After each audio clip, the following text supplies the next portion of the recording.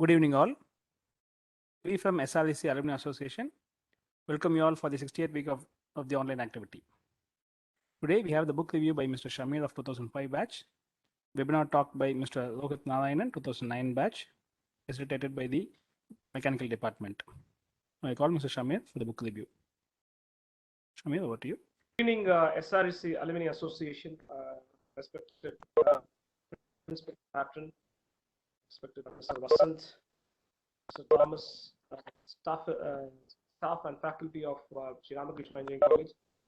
We have a very simple book, not very complex, and if you want to understand the dynamics of what relationship about, what friendship is about, or what basically motivating people is all about, you have to buy this book. So today's book is Bring Out the Best in People by Alan Loy McGinnis. I repeat, Bring Out the Best in People by Alan Loy.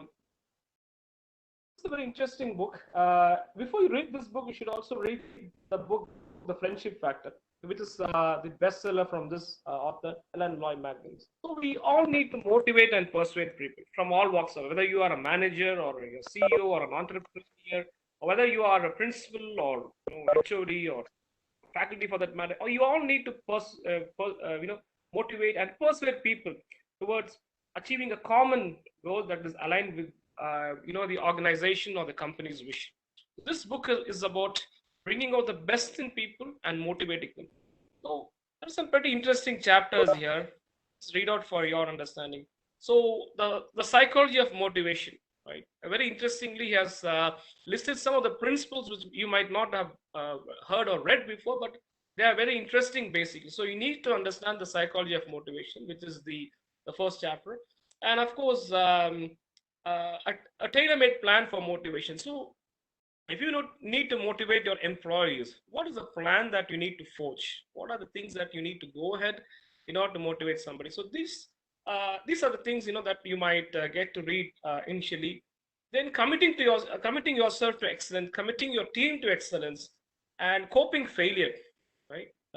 There are times you may not able to motivate people or try to bring out the best in people, which means you are heading towards a failure. But what are the things that you can do to counter failure and motivate the people back to action? And building that inner drive, that inner stimulus, or the inner, the motivational aspect is something interesting that you need to read. And there are a lot of success stories, and which he has listed. And any story, even a small success story, to the author means success. Which if you can persuade someone, if you can just motivate someone to do even a small goal or a milestone in an organization or in your college or in the institution, the author rates the small task, the small success story as something big, and he has listed the power of stories and the power of storytelling as well. The leader has to be a very good storyteller in order to motivate and lead people and bring out the best in his employees or followers. And he has listed the importance of small success and when to praise and when to reprimand. That's an excellent book for when to praise and when to reprimand. We have to read the book, The 1 Minute Manager. This the small aspect of when to praise and when to reprimand is a very huge chapter when it comes to motivational books written by some of the stalwarts. But then you have to read the book, 1 Minute Manager. And what are the other things? The will to win, how to get people to cooperate with each other. Yes, of course, you are working towards a common agenda.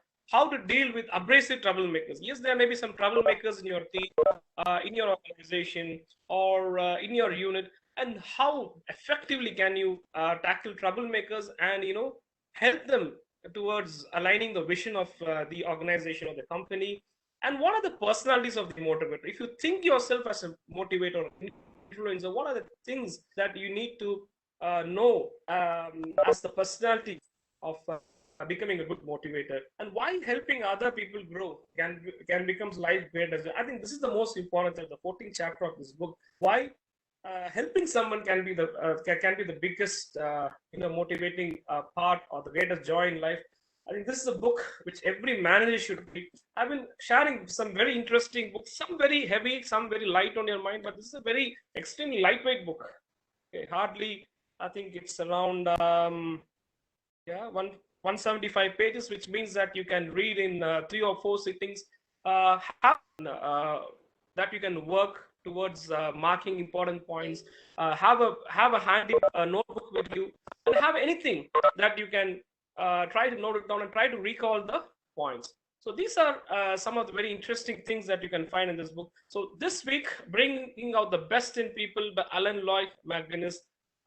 It's a must read, and I recommend this book to be listed on our list of books in our library. Thank you so much, SREC Alumni Association. Thank you, Shamir.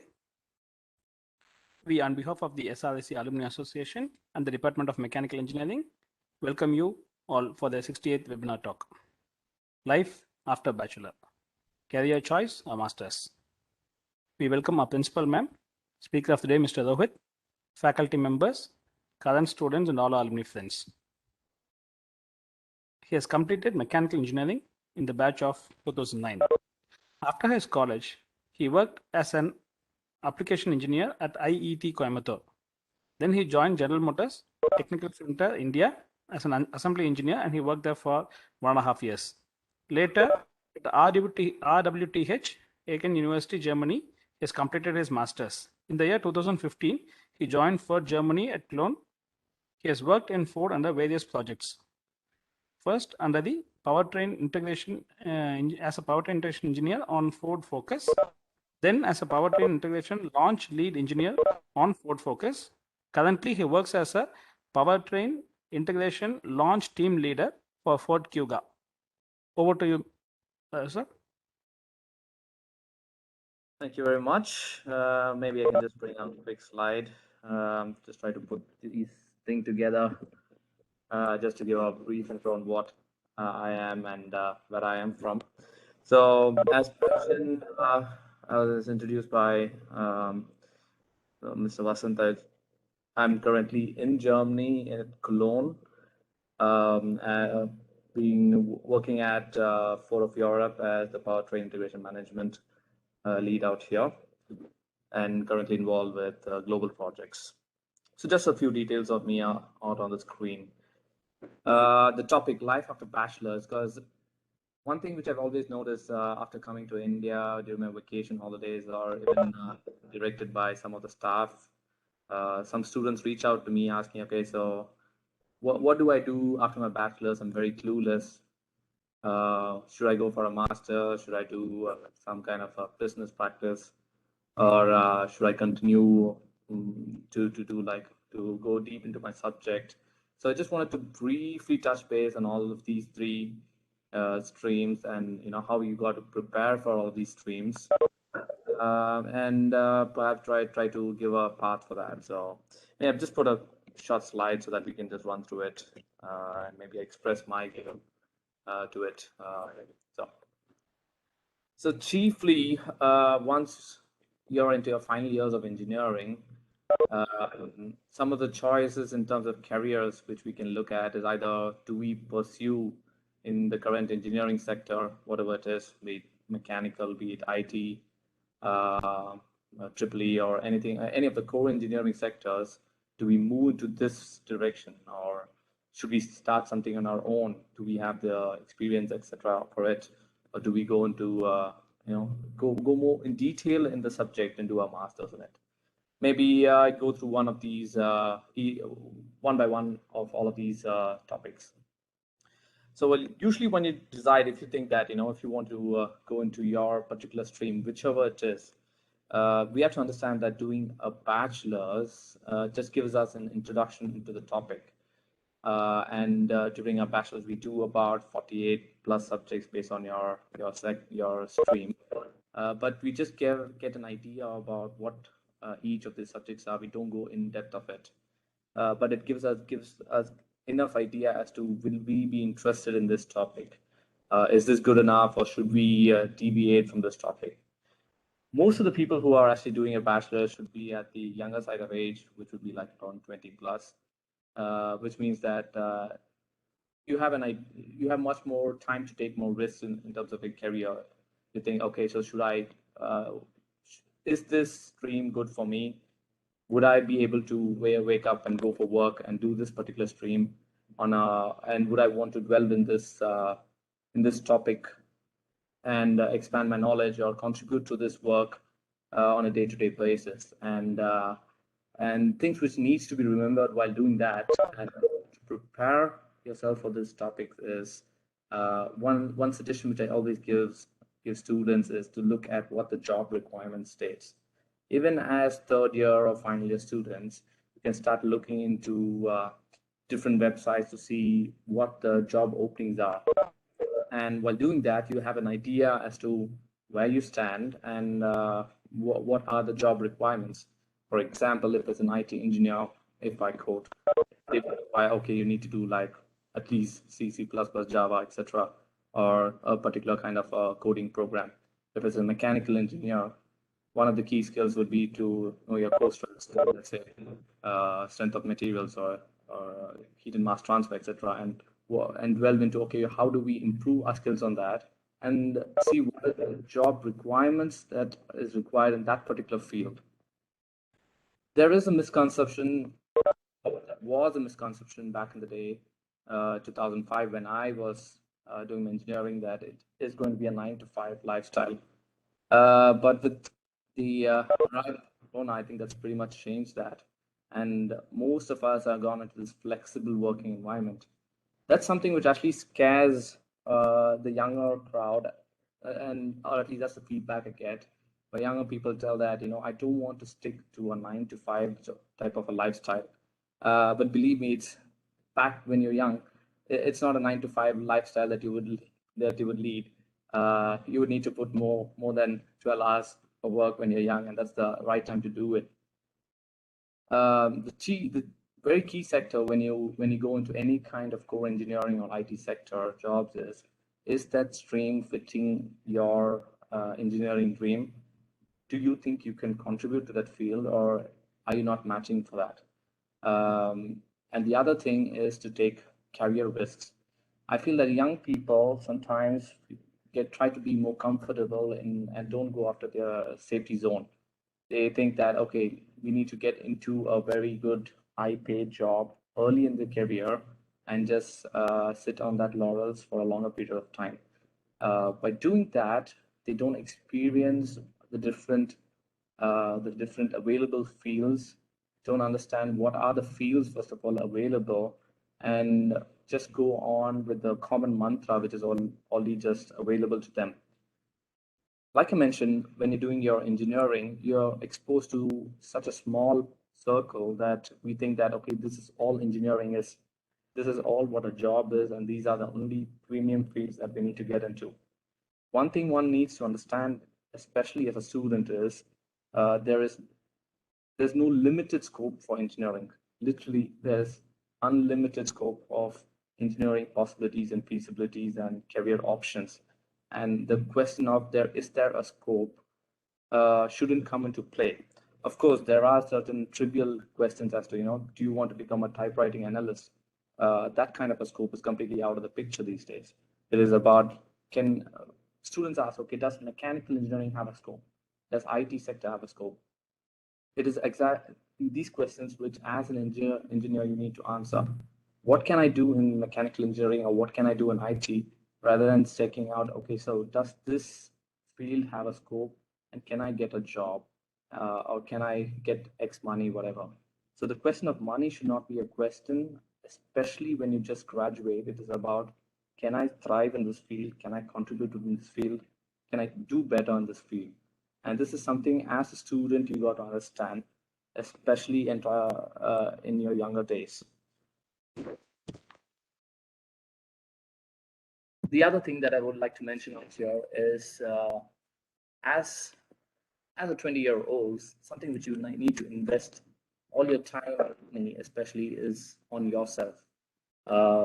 If you ask anybody in his late 50s or 30s or even 40s, something which they mention always is, they didn't have time, they don't have time, they don't have money. And if they had this in the younger days, they could have done a different way.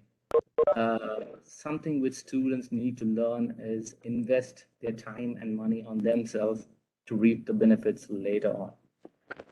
The question of entrepreneurship is always up and opening in terms of engineering.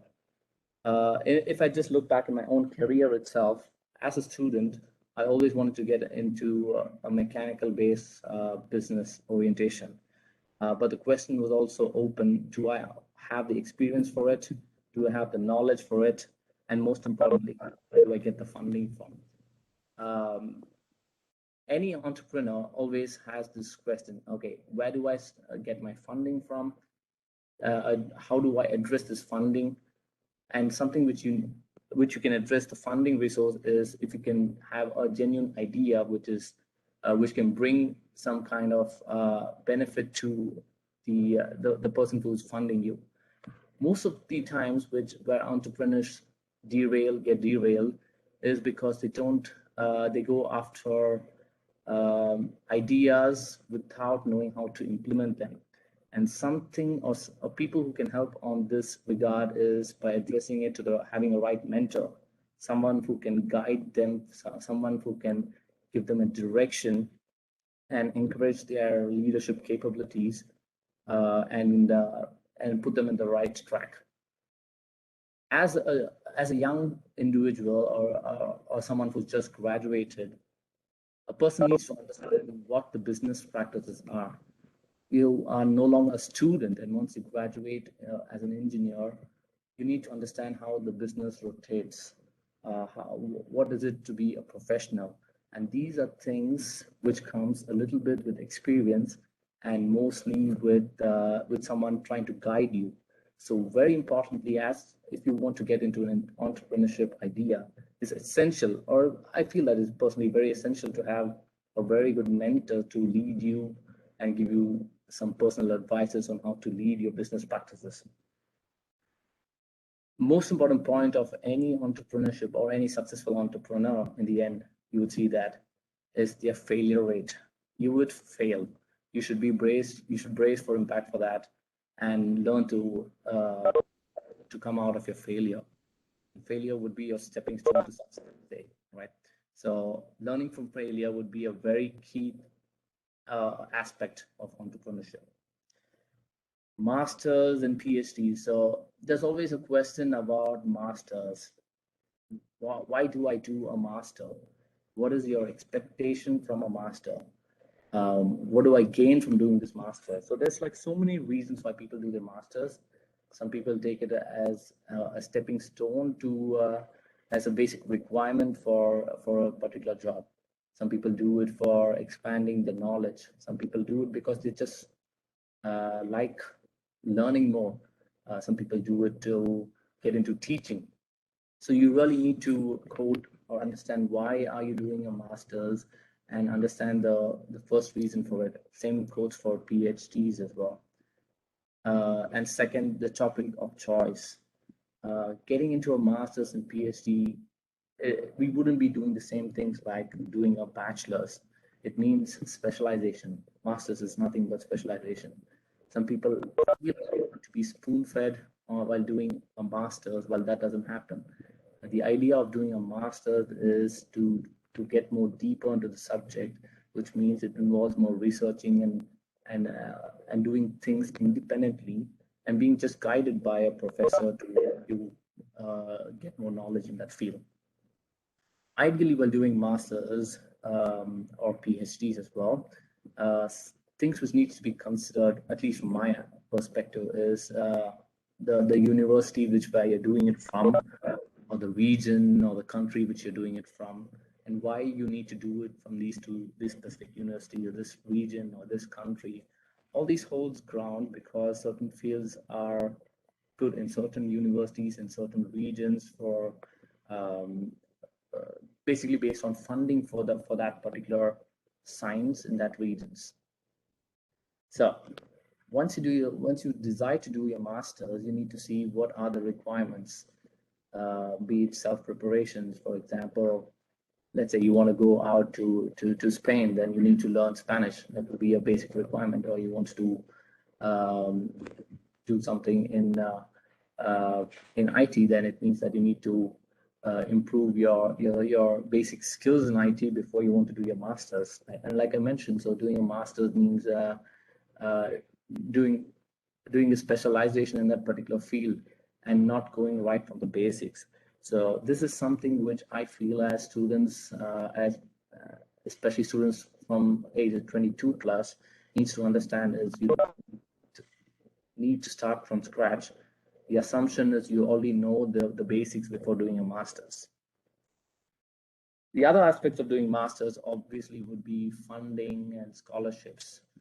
Most of the masters these days actually have some sort of government funding and scholarships. If you take your time and look deeply for it, you can actually figure it out that most of the funding and scholarships are available from the government, or at least some financial support is available to do your masters. So there was an interesting document which I read recently across, which showed that there's most of the students fear doing their masters or going higher in their studies in the fear of financial issues. I would kindly suggest students to look deeper into possibilities for financial help, which covers their study cost while doing masters on this. The other concept of masters or PhD is timeline. People try to think that a master's would be 2 years or a PhD it would be like 3 years or so from when the ball is dropped. Realistically, when a person does a specialization part of any bachelor's, it is important that you think that, okay, I want to improve my skills in it, which means that it is okay to spend a little more time, because you are not competing with anybody else. You're just competing with your own self to improve your own selves. So I would really suggest people not to chase a limited time frame while doing your master's or PhD, but rather look at the objective while pursuing a specialization of your field of interest. The objective in the end is to be a subject matter expert, meaning you at the end of your course, you need to know that you would be at least, you would realize that when you finish your bachelor's, most of the bachelor's students feel that they have known almost everything. But at the end of a master's or PhD, you realize that you just know a drop of it. And the day you realize that, you would be called a subject matter expert. Just to summarize in terms of jobs, there's always this idea of a dream job when you enter your first year of engineering. And you have to understand that more than the idea of dream job is based on your satisfaction, which you get at the end of the day. Does it pay your bills out? Able to grow in terms of a career? And is this what you want on a daily basis? And all this can be made based on your aspirations and what you want on a daily basis to experience. Some things to think about if I roll it into a single sentence is: invest on yourself, invest on experiences and how to gain knowledge, and invest on your future. This is very essential, because sometimes we as young people try to invest on their daily fun activities rather than investing on experiences. What do I gain from this? What do I do? Do I gain enough knowledge? Do I gain any experiences? Can this knowledge and experience be used for our future? So this is some question which one needs to answer when you are studying, especially during a bachelor's. Get mentally strong and accept failure and work on it. Sometimes, especially the Corona students, I would say, people who studied at home, unfortunately, the last couple of years, wouldn't have the chance to experience university face to face, yet being chased by your HODs and your teachers, being put in tough situations. So it's up to you students to get mentally strong, believe in your skills, understand what your skills are, and work on it. And as students, you need to realize that daily life is much harder, which means that you would have a lot of failures on a day-to-day basis. You just need to accept these failures and work on it on a daily basis, keeping your long-term goals in sight. As grown-up individuals, you need to start making independent career decisions and also personal decisions. We cannot start blaming anybody else on our failures and successes, but we need to take roles and responsibilities on a daily basis, which helps us keep achieving our long-term goal, which means our dream job, and also influence it on our personal day-to-day basis. Our personal decisions, which we take, have a direct influence on our career. Sometimes it's not known or not seen directly, but it does. Maybe it might be as simple as being punctual, doing things on time, returning calls. All these are very simple, small things that indirectly affects our career. It is how we perform our work. It is how we carry ourselves in a business platform as well. As students, we are always being bred at home in our college environment, exposed to a very small circle, which means that our circle of thought is always limited, and we need to break free from that and be open to new experiences. We need to learn and also have the openness to unlearn. Not everything that we know is the right thing, and this is something which we need to understand. As students and with the age, we really think that, okay, we have the right experience, we have the right knowledge, and we know more than the others. That is something which as students we need to know that might not be the right thing, and we need to unlearn what are certain things that we know so that we make room to learn new things. Also plan. Try to plan as much as what you can, and if things fail, learn to unplan, meaning if something goes wrong, it will go wrong. If it happens, then learn to put up a new plan and work on it. Work on your failures and don't sit on your laurels. With older people, you would realize that which they would say is work on your health. It is something which you could reap rewards later on. This is something which young students need to put an effort on. Is your health is primary about everything else. Work on your family. Initially, during your teens, you don't realize this, but working on your family is as important as working on your health. Friends, there's a saying in The Godfather, keep your friends close and enemies closer. But most importantly, keep no enemies.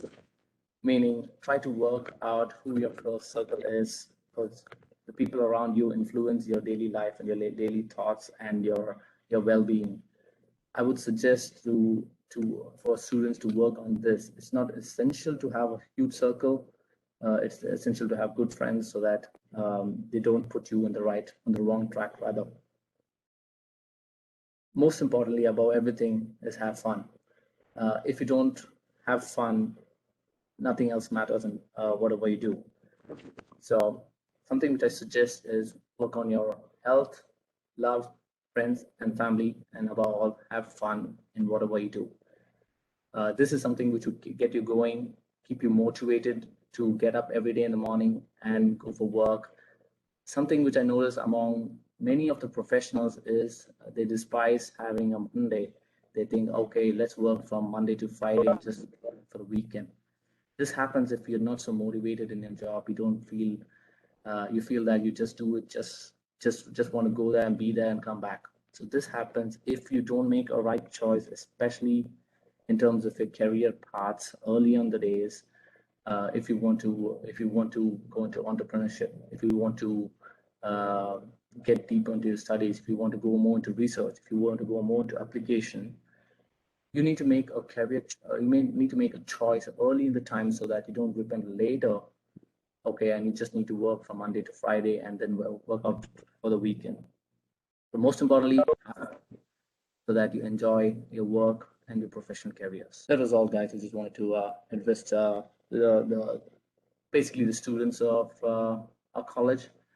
Unless if there's any other questions that you guys like to pop out specifically towards me in any of these choices or that I've just mentioned out here, do feel to reach out to me. Yeah, Rohit, well said. See, I have a question to you with respect to the funding a student gets there. Now, you have just touched upon that, but still Yep. specifically for the MS programs in Euro, Yep. what is the budget I should look at?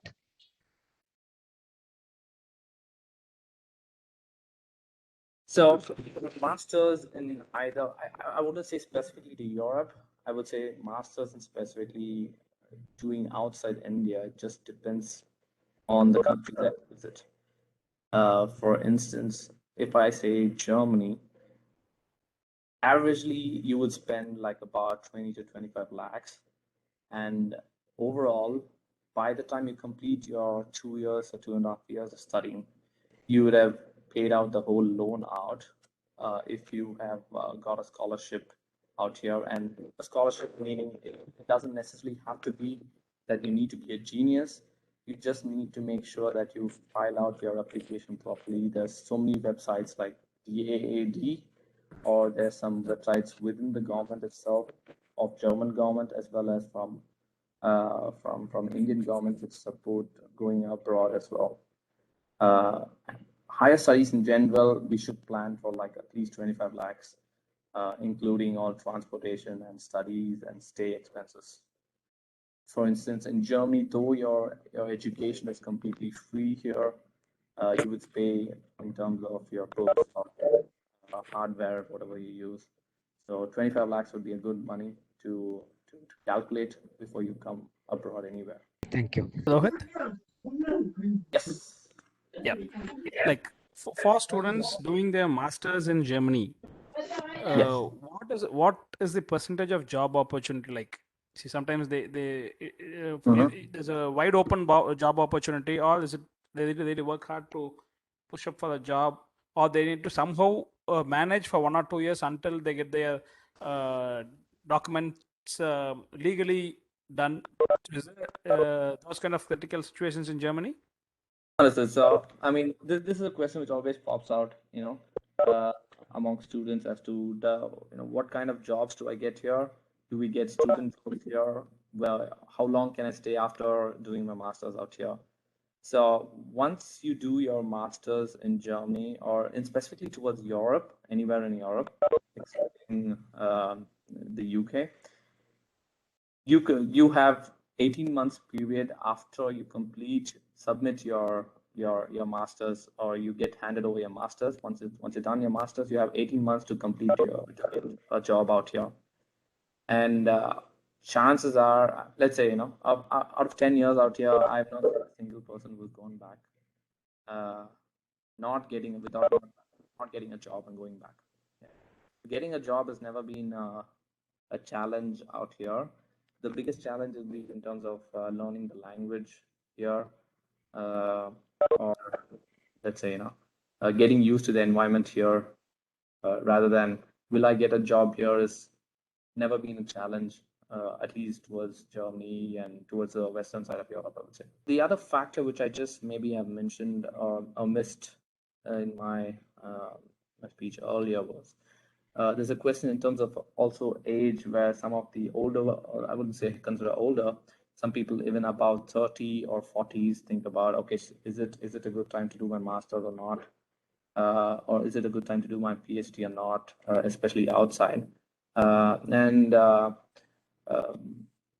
It's my personal opinion or even experience that I've seen here, that once, especially after coming out of India, you would see that people do not so age specific, and you don't get judged out here. Okay, you're doing a master's or your PhDs such a late age or whatever. So even age should not be a factor if you think that, yeah, I want to expand my knowledge here, or even into getting into businesses, you should be open to that at any point of time.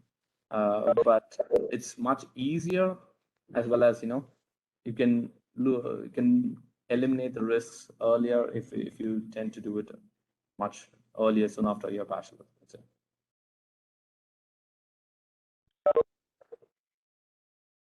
Thank you.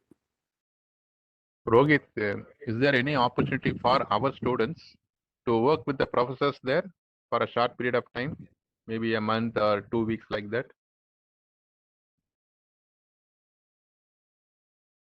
Yes, sir. Most of the universities, so how it works out here is usually the student, the colleges don't interfere directly with interacting with the student, with the professor out here, or even with the company, with let's say Ford or whatever companies out here. It is the student needs to approach the either the professor, either the engineering sector, or even a non-engineering sector. The student themselves should approach them based on their profile and as to why they need to approach them. For instance, let's say if it is a topic in advanced driving systems, and a student says, okay, I followed your approach as a professor, saying that I followed your work so and so, and I would like to do my I would like to learn more on these streams. I would like to learn specifically from you, and if you can guide me, etc. Once they do that, it is very normal practice. It happens by most of the top universities, for example, IITs, and you see a lot of students coming from there just to gain more experience and improve their knowledge in that field. The only thing they need to do is approach different professors, different professionals through different platforms, be it LinkedIn or Zing or any such platforms, or different university websites. Most of the times I notice that students are very shy to approach others, thinking that, okay, this is not possible. But most of the people out here are open to help out people, especially from India. So I would really advise people to go for it rather than not.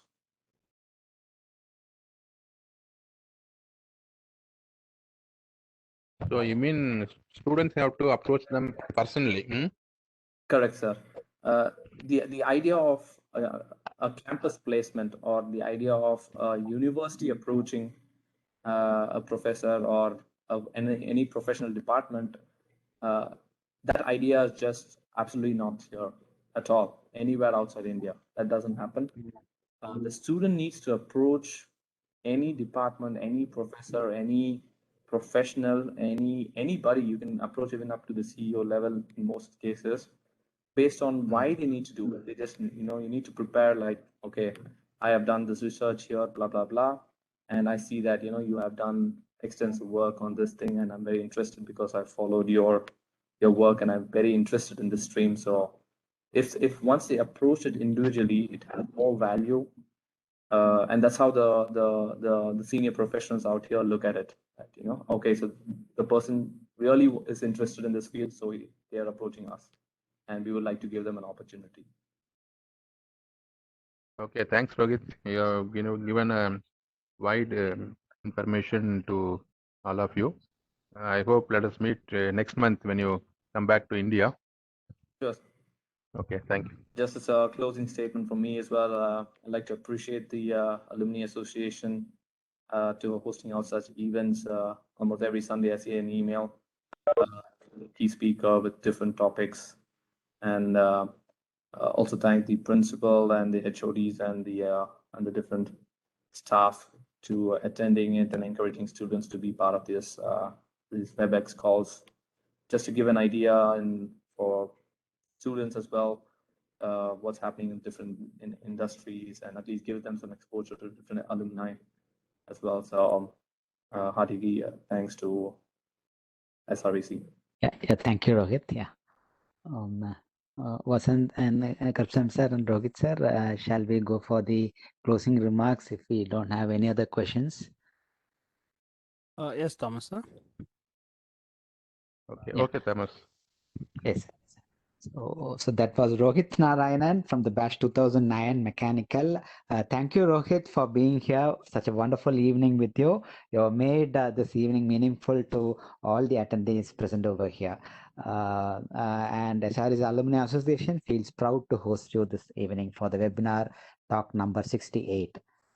Thank you once again. Thank you, Department of Mechanical Engineering, Dr. Karpusamy sir, and Ramesh for roping in Rohit for today's webinar talk. Thank you, audience, student friends, faculty members joining us, and friends, alumni friends from all over the globe for being available in this webinar talk. Thank you so much. Thank you, one and all.